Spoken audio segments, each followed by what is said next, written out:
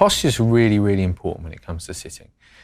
I do think there's this, I don't know where it comes from, pictures, I guess, films, idea that we have to sit cross-legged on the floor. I recommend to everybody, unless you have grown up sitting cross-legged on the floor and you're very comfortable with that, or unless you've done a lot of yoga or gymnastics, I don't know, whatever it is that allows you to sit cross-legged on the floor comfortably for a long period of time, there's really no need to do that when you're meditating. In fact, you're already learning a new skill, so maybe it's actually simplest, just to sit on a chair.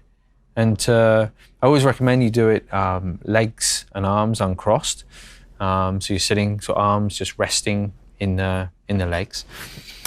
And as much as possible, not using the back of the chair. So it's quite tempting. So we're naturally to sort of lean against the back of the chair.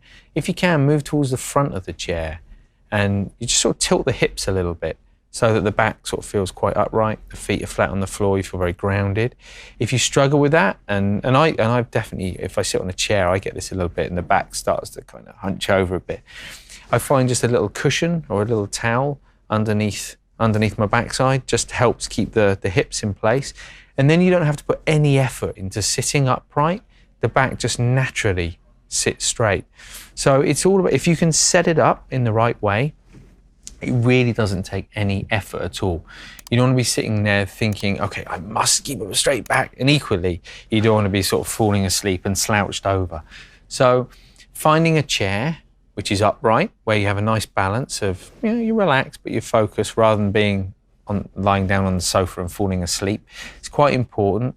And if you think the way we set the body up will very much influence the mind. So if the body, as I say, if the body's like lying down on a bed, well, the mind associates lying down, being horizontal, with sleep. And there's a pretty good chance that we'll drift towards sleep. Equally, if we're too upright, then the mind will be a bit uptight as well. So it's just finding that sweet spot where we feel sort of comfortable, relaxed, and yet focused at the same time.